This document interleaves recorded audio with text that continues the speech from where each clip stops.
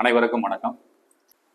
பட்டாசு தொழிற்சாலைகளில் நடக்கக்கூடிய வெடி விபத்துகள் இது நேற்று இன்றுல தொடர்ந்து 50 ஆண்டு காலம் மேல இந்த பட்டாசு தொழிற்சாலைகளை வெடி விபத்துகள் நடக்குது.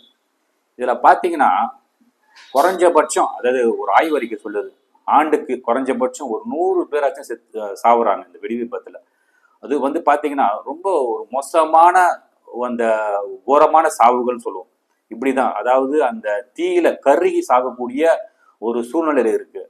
இது ஆக்சுவலா பாத்தீங்கன்னா இது அரசாங்கம் இது ஒரு மாற்று. இன்னைக்கு ஒரு பீடி குடிக்கிறது கூட, அந்த பீடிக்கு கூட அந்த பீடி சுத்துறதுக்கு கூட மிஷின் வந்துருச்சு. சிகரெட்டுக்கு மிஷின் இருக்கு.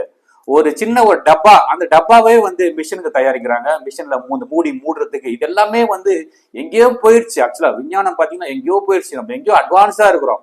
ஆனா இந்த ஒரே ஒரு விஷயத்துல மட்டும்